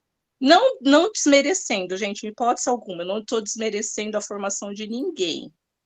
Mas eu acho que a gente não pode se acostumar com isso. Porque quando a gente vê, desculpa, professor, as maluquices do professor nos cutucando, nos mostrando uma escola a outra, você não aceita uma escola a outra. Porque você não teve uma formação para entender o que é uma escola ou outra, porque ela vai ficar sempre na mesmice, porque sua formação não te abriu os olhos para ver o que é possível. de uma escola a outra. Porque a São gente muitas não, camadas, né? a gente não consegue enxergar. Por que outra? Como assim outra? Essa daqui não tá boa? Eu me estudei nela, eu me formei nela, eu continuo nela e vou permanecer nela. Tá bom para mim assim. Porque você não consegue enxergar realmente, a sua formação não te abriu os olhos para ver, não tirou as vendas para você ver que não tá bom, que é possível muito mais, mas isso exige uma Ô, formação. Rosimeire, desculpa Exige interromper. sim. Eu só vou. Desculpa. Não, eu só vou falar uma coisa. Eu sigo nessa hora a filosofia da minha avó, filha, que era analfabeta. Pedra que não rola cria limbo, não é? É verdade. Desculpa te interromper, eu só vou falar uma coisa para orientar a Aline. Nós precisamos fechar às 21 horas. Então, a minha sugestão, porque tem bastante coisa ainda para trabalhar, dá uma reprogramada e tal, para gente, porque tem mais na semana que vem. Não, Flávio, esses slides não vão todos hoje, não. Eu vou ouvir Marley e aí eu volto para fechar minha fala, tá? Vai, Marley. Ok. Obrigada, gente. Obrigada, Rose. Boa noite, eu sou Marley, professora de artes, também já fui coordenadora, diretora, vice-diretora, e assim, eu tenho uma angústia muito grande, porque agora estou em sala de aula, mas o que eu vejo? No meu município, por exemplo, nós não temos professores especializados, e eu não fui, como você falou, tem esse questionamento, não estudei para isso, não sei o que fazer, então o que eles fazem? Eles colocam estagiárias, estudantes, na sala. Nós temos que preparar as atividades. Tudo bem. Mas esse aluno está comigo esse ano. Até eu conhecê-lo, até eu saber suas dificuldades, até eu programar, o ano que vem ele não está mais comigo. Então, não é uma continuidade. Então, eu vejo assim, eu tenho uma certa angústia, porque quando você percebe que o aluno está pegando, está dando certo, está indo, o ano que vem é outro, muda todo o procedimento. E também, assim, uma coisa que tem alunos, por exemplo, ano retrasado eu estava na direção de uma escola, onde um aluno era cadeirante e ele tinha tráqueo. Ele precisava de uma enfermeira, porque se esse aluno engasga, porque a alimentação dele era, certo? Líquida. Como que você vai cuidar de um aluno desse se nós não temos essa especialização? Se nós não fomos estudados para lidar com esse tipo de... Aí a mãe entrou na justiça para ganhar uma enfermeira, entendeu? Então tem todo um processo. Aí eu me questiono, até que ponto esse aluno ele está... essa inclusão realmente é uma inclusão? Para mim, desculpa, é uma socialização. Na época que nós vivemos e da forma com que está, sem o preparo, eu acho que é direito do aluno, sim. Mas nós tínhamos que ter preparo ou professores especializados realmente, e nós não temos. Então, é muito angustiante, porque chegar e deixar um aluno na sala e ignorar simplesmente não dá. Porque a gente quer fazer alguma coisa, eu fico imaginando se fosse meu filho, entendeu? É muito angustiante mesmo. E fazer o quê num ponto desse? Desculpa, viu, mas eu tinha que falar, eu estava assim... Tá certo, Marley. Eu acho que a maioria das pessoas aqui concordam com a sua fala, eu concordo com a sua angústia, né? Porque, assim, a gente está muito longe, vou muito de encontro com o que a Rose falou também, né? A gente está muito longe do ideal, e é aquilo que eu coloquei lá no título, né? Do ideal ao real. Qual é a realidade que a gente tem? Uma realidade muito cruel ainda, né? E eu falo isso por experiência própria. Tem professor que entra na sala e não cumprimenta esses meus estudantes cadeirantes com paralisia cerebral. Eles são invisibilizados, ou estudantes que são nível 1, que não demandam, né, tanto do docente, são invisibilizados também. A gente sempre olha para aquele aluno que é considerado o aluno problema, o aluno que eu não sei o que fazer com ele realmente, né? Então, eu concordo com você. Eu acho que falta muito investimento, falta investimento em recursos humanos, investimento em manejo, que é isso, né, que você trouxe. Ele precisava se alimentar pelo buraco da tráqueo, né? Existe todo um processo ali. Mesmo quando a gente tem um estudante em situação de desorganização, de crise, como fala em São Paulo, aqui fala desorganização, né?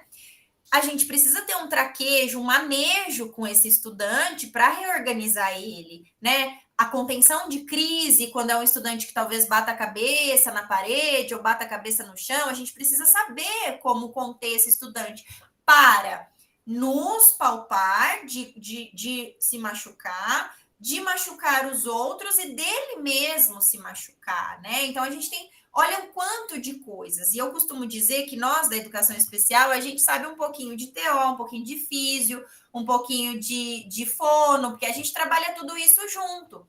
Eu também não sou formada, né? Em físio, em fono, em enfermagem, mas a gente vai tentando buscar essas informações. E eu concordo realmente, eu acho que as escolas não estão preparadas, e é por isso que eu digo que a escola especial ainda é o lugar onde muitas vezes o familiar procura colocar a criança, porque ali a gente tem uma equipe de enfermagem, porque ali a gente tem pessoas que são, né, especializadas para trabalhar com a questão comportamental, no caso psicólogo. Hoje eu trabalho em uma realidade que eu tenho uma equipe multidisciplinar, que eu tenho um setor de saúde, mas eu tenho um setor de saúde que não faz a contenção de crise. E é ele que tinha que fazer. Então, eu também tenho, apesar de eu estar num cenário diferente, eu tenho pessoas que se eximem das suas responsabilidades. Então, a gente tem também esse outro lado. E por isso que eu digo que a educação especial, gente, é realmente o que acho que a Rose falou. São formações muito curtas para um tema tão importante, tão latente como é hoje, né? E se o Flávio falar, Aline, você vai ter que dar uma especialização de 2 anos sobre isso, gente, a gente não vai esgotar o tanto de coisa que vai ter, porque cada dia é um problema diferente, cada dia é um dia diferente, né? Já está convidada, viu? Deixa eu falar para você. Já está convidado. Vamos fazer, Flávio, uma especialização? Com certeza. Isso vem sendo muito solicitado e isso vem me chamando muito a atenção. É um dos pontos aí que eu quero levar para o FOP, porque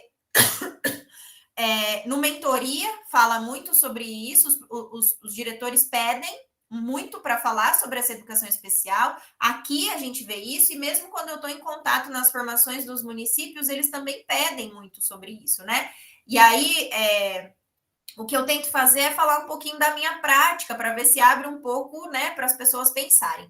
Eu vou ouvir, Marley, obrigada, viu? Eu vou ouvir a Elaine e aí eu volto para fechar de novo, tá? Tá. Boa noite.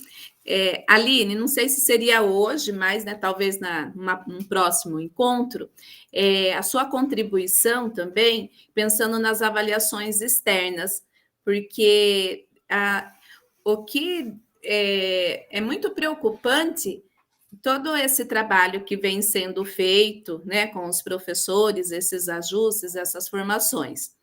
E muitas vezes a escola é cobrada por resultado, e as avaliações externas nem sequer é colocado algumas avaliações, né, pensando nesse aluno. Então, às vezes, é o grande questionamento também da nossa equipe de trabalho. Você realiza o trabalho e quando vem essa prova, essa avaliação externa, somente assim, Libras, né, que a gente tem, deficiente visual também, algumas, né, elas são ampliadas, mas no geral, não, né? Então, é angustiante, né? É uma classificação, é uma inclusão que, de repente, o próprio sistema acaba excluindo.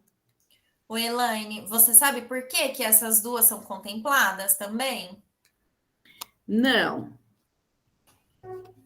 Elas são contempladas. Bom, a Libras ela é legislação, né? Como sim. de 2005, e a deficiência visual ela também é adaptada, né? Ou seja, na baixa visão, onde a gente amplia, né, a letra, mas também o braille, ela também pode ser impressa em braille, né? E também elas são muito consideradas porque elas não têm um comprometimento intelectual. O deficiente auditivo e o deficiente visual, eles não têm comprometimento intelectual. Então, eles seguem a mesma prova e eles fazem a prova. Agora, o que acontece nessas avaliações externas, né? Eu posso voltar nesse assunto, eu já anotei para inserir, para a gente falar disso. Primeiro, eles pedem para esses estudantes ficarem em casa, né? De uma forma muito sucinta, Porque se esse estudante faz a prova, o índice cai, porque ele não vai atingir o que é esperado, na maioria das vezes, né? Então, vou falar da realidade que eu vivencio hoje. Eu tenho uma estudante do 3º ano, do Fundamental 1, ela é verbal, mas com repertório vocabular bem baixo, bem restrito ainda, e a gente faz toda eu faço todo um trabalho com ela, muito no concreto. Então, quando eu fui aplicar a prova das Olimpíadas de Matemática, é uma prova para o 3º ano. Ela não dá conta da matemática do 3º ano. Eu ainda estou no concreto com ela de soma e de subtração. Seja na soma com material dourado, subtração com material dourado, ou mesmo quando tem o desenho na própria folha impressa, né? Então, por exemplo, tem aquele dominózinho e aí tem as pontinhas ali, ela tem que contar. Então, é muito ainda de 1º ano, uma coisa muito primitiva ainda com ela. Mas veio uma prova de 3º ano com hora, com probleminhas de multiplicação e coisas muito com reserva, muito mais ampliado, né? Gráfico de pizza, coisas assim que não tem como ela fazer. E a mãe me manda um e-mail gigantesco dizendo, cadê a sua adaptação? E eu digo, eu não posso adaptar, é uma prova externa, é uma prova que veio. O que eu posso fazer é ler para ela, o que não faz sentido algum, porque eu tô lendo. Hoje a fulaninha foi não sei aonde, comprou tantos lápis, tantos não sei o que, tantos não sei o que, faça a soma. E ainda eu tô simplificando aqui. E ela tem que montar uma conta desse tamanho, com sobe, desce, empresta, não sei o que ela não consegue fazer isso. Isso não faz sentido para ela. Então, eu tenho que, primeiro, falar para a família, que não sou eu. E segundo, o sistema fala de um auxílio leitor. Ele desconsidera as especificidades, né? Então, realmente, quando eu disse, existe um ideal posto pelos documentos e pelo modelo de inclusão, que é muito bonito. Se você lê a proposta de inclusão escolar, ela é linda, ela é maravilhosa. Agora, quando a gente vai para a realidade, ela é muito falha. E eu digo como docente da área mesmo, ela ainda não existe, né? Ela não se efetivou e eu não sei se a gente vai chegar a ver ela efetivada por uma série de coisas que a gente precisa fazer ainda. Mas eu acredito. Eu acredito que a gente melhorou muito. Eu acredito que a gente ainda tem onde chegar. Pode não ser no ideal, mas existe uma forma de adequação ali. Então, eu vou falar mais sobre isso. Eu vou trazer mais alguns exemplos, como, por exemplo, o Enem, né? A gente tem reserva de vagas para o Enem. Entra, né, dentro das reservas, a gente tem são 5, né? Ampla concorrência, reserva racial, reserva de recursos financeiros, né? E deficiência, e tem mais uma outra que eu não... e o que são todas, né? Encaixa com todas. Quem entra hoje? Até, Flávio, eu vou fazer um artigo desse com a Carol do DED. A gente está pegando todos esses dados para analisar. Quem entra? Entra o autista nível 1, entra na área de humanas, ou então entra um autista nível 1 na física. Mas um deficiente intelectual, dificilmente você vai encontrar na reserva de vagas. Paralisia cerebral não verbal, eu não conheço nenhum que chegou. Mas você vai encontrar um síndrome de Down que talvez, né, fez uma pedagogia numa faculdade particular, não na pública. Ele pode até entrar na pública, mas ele não sai, porque não tem subsídio para ele continuar. Então, a gente tem uma política de ações afirmativas que também é linda, muito bem posta, mas que não dá subsídio para que a continuidade aconteça. Eu não trouxe os dados do ensino superior, mas a gente já está pegando esses dados. E, assim, é alarmante, né? Tem alguns entrando, sim, e tal, mas não tem subsídio, não tem atendimento para eles. Então, tem uma série de questões. Não tem adaptação. E aí, o professor que dá as formações do ensino superior, ele diz, eu não sei o que fazer com o meu aluno aqui no ensino superior. Por quê? Porque ele também está no campo teórico, né? Então, é uma série de elementos ali que, quando a gente vai mexer, nossa, é desesperador, né? Mas eu volto a falar disso, prometo, tá? Tem muitas coisas que eu queria trazer ainda para vocês hoje, mas eu acho que o principal da contextualização histórica e desses dados de matrícula, eu consegui mostrar, porque isso dá muito para a gente refletir do que eu falei hoje, do cenário que a gente está vivendo hoje, e que a gente vai discutir semana que vem sobre essa busca de romper com o modelo médico, de pensar no sujeito na sua integralidade, no sujeito de capacidade, né? Desmistificando essa questão diagnóstica, no sentido de eu preciso de um diagnóstico para tal. Não. Mesmo que eu veja que o meu estudante pode vir a ter algum comprometimento, ainda assim eu tenho moralmente que fazer alguma coisa para ele, né? Isso está além de um papel, um laudo, um carimbo, um CID que chega para mim.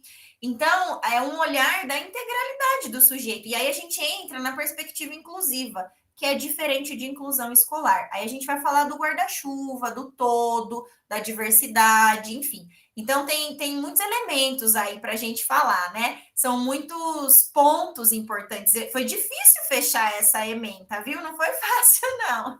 Para falar tudo que eu queria falar, a gente precisaria aí de muito tempo. Mas eu tentei pincelar uma construção em caixinhas que fizesse sentido para vocês e que mostrasse também um pouquinho dessa questão prática, para que a gente saísse do teórico e entendesse que essa escola outra ela é muito viável. Mas a gente precisa de uma série de elementos em conjunto, né, em perspectiva colaborativa, para que ela se efetive. Mas que é importante a gente acreditar que ela existe e que ela é possível de existir, tá? Flávio, é isso. Obrigada, Nossa, gente. que bom, Aline. Eu consegui acompanhar praticamente tudo. Eu tive que sair 2 vezes, eu fui ao banheiro, enfim. Mas eu estou aqui pensando, sabe? Você sabe que você já me viu falar outras vezes, o pessoal aqui talvez e tal. Alguns já me conhecem até da graduação, estou vendo aí a Elaine. Eu gosto de deixar umas pulguinhas atrás da orelha. Você sabe como é que é essa conversa, né? E eu vou dizer uma coisa seguinte, antes de eu colocar a pulga, eu vou dizer o que eu escutei, porque eu escuto o pensamento, você sabe, né? Inclusive pela internet, eu desenvolvi uma tecnologia agora que eu escuto pensamento pela internet também. Tem poucas janelas abertas aqui, eu estou vendo só a Marley, a Elaine, a Aline e a Ana Lúcia. Não tem problema, não precisa abrir não, viu? Agora estou vendo a Rosinei. Eu estou aberta, professora. Não precisa fazer aquela cara de ele não está fazendo comigo, ele não está falando comigo, tá? Não tem problema, porque eu conheço essa cara. Para a gente pensar numa escola ou outra, eu venho conversando disso com a Fabiana, a gente precisa, entre outras coisas, uma das centrais é pensar a escola do ponto de vista da inclusão. E estou falando de PCD, de pessoas com deficiências. Por uma razão simples. Apesar que nem tudo que é simples é fácil, né? Essa é bem simples. Se a escola ensina para o PCD, para a pessoa com deficiência, ela ensina os outros. É simples assim. Se ela está disposta a dizer, olha, eu não sei se eu tenho que adaptar currículo, adaptar avaliação, virar pirueta no ar, não sei o que eu tenho que fazer. O que eu tenho que fazer, na verdade, é sair desse discurso da escola mesma. Eu não sou formado para isso. Sabe, é choradeira. Choramingo, eu entendo, mas ainda acho que é choramingo. Eu não tenho formação, eu tenho 2 autistas na minha sala, tem gente que só tem um. Eu conheço várias dessas expectativas, mas também conheço aquelas de pessoas que já passaram por trabalhos comigo, dizendo assim, quando eu fui escolher, a coordenadora veio para mim e falou assim, uma professora, viu, você vai escolher essa turma, está na sua vez, é seu direito, mas deixa eu avisar você, tem um autista na sala. Muito comum. A coordenadora, eu acho que ela não conhecia direito a professora. A professora é mãe de 2 filhos autistas. Ela virou para a coordenadora e disse assim, então, é nessa sala que eu quero trabalhar. E não é só porque ela é mãe. É porque, como mãe, ela vê o outro lado da história, né? Aquela escola mesmo que diz assim, olha, mas eu sou uma boa professora, para. 96% dos alunos aprendem comigo. Então, você precisa perguntar para a mãe daqueles outros 4%, o que ela pensa, né? Então, eu vou dizer sem medo de errar. Não tem escola outra se a gente não entender de exclusão e principalmente de inclusão. Falei demais já, e o Roberto já abriu a janela, que nós temos 2 recados. Um é para corrigir. Gente, eu falei que a próxima disciplina é da Renata, e será de quarta, mas está equivocada a informação. Não liga não, na minha idade é assim mesmo. A próxima disciplina é da Carol, é sobre arte, também vai ser muito bacana. Essa aqui já é um desafio, Aline, já, olha, eu tenho quase certeza, nós precisamos sentar para conversar sobre uma especialização, menina, com certeza. Não é, gente? E vou convidar todos vocês para fazer. A próxima disciplina é da Carol, que ela vai trabalhar a arte. Eu tenho 2 propostas na escola outra. Uma escola que quer caminhar na direção da escola outra tem que se pensar do ponto de vista da inclusão e do ponto de vista da arte. Simples assim. Se a gente excluir uma dessas 2 escolas, a gente está falando de outra coisa, e não de escola outra. Já deu 9 horas, 9h01. Qual era o outro recado, Roberto? Me ajuda. Professor, só avisar 2 coisas para os cursistas, né? Que o fórum da professora Aline, da disciplina Aline, como combinado, ele abre amanhã no Moodle, tá bom? A gente faz a live dela, e a atividade final que ela propôs está na semana 3, tá bom? Isso. E essa é a primeira coisa. A outra coisa, professora, é que no domingo a gente encerra a última oportunidade das pessoas realizarem atividades da disciplina 1, 2, 3 e 4. Isso. Lembra que nós fechamos a disciplina no final do semestre, nós abrimos um período que nós chamamos de recuperação, mas é a mesma atividade, em que vocês puderam fazer a postagem. No domingo, o Moodle fecha. Bom, então, depois disso, vocês não vão ter mais condições de fazer as atividades, lembrando que vocês precisam ter aprovação em todas as disciplinas. As 9 disciplinas, vocês precisam ter os 75% de presença, tá bom? Exato. Era isso, professor. Obrigado. Aline, não sei se você abriu aí o chat, mas já tem gente se inscrevendo na especialização. Eu vi, então, estou recebendo aqui. Flávio, nós vamos fazer, hein? Já está combinado.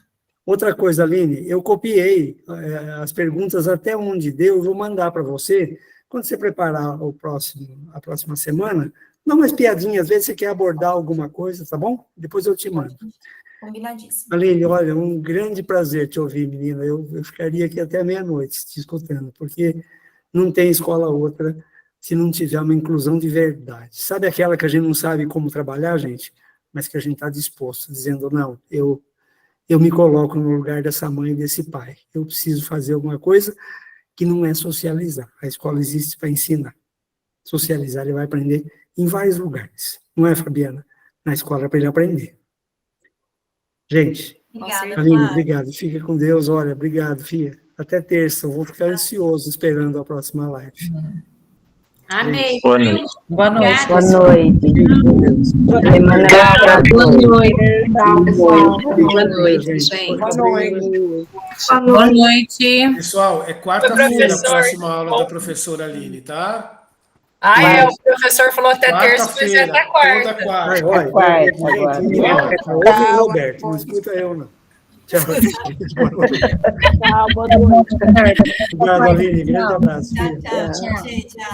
Tchau. Boa noite, pessoal. Boa noite, professor. Boa noite. Oi, Mauro. Tudo bom, filho?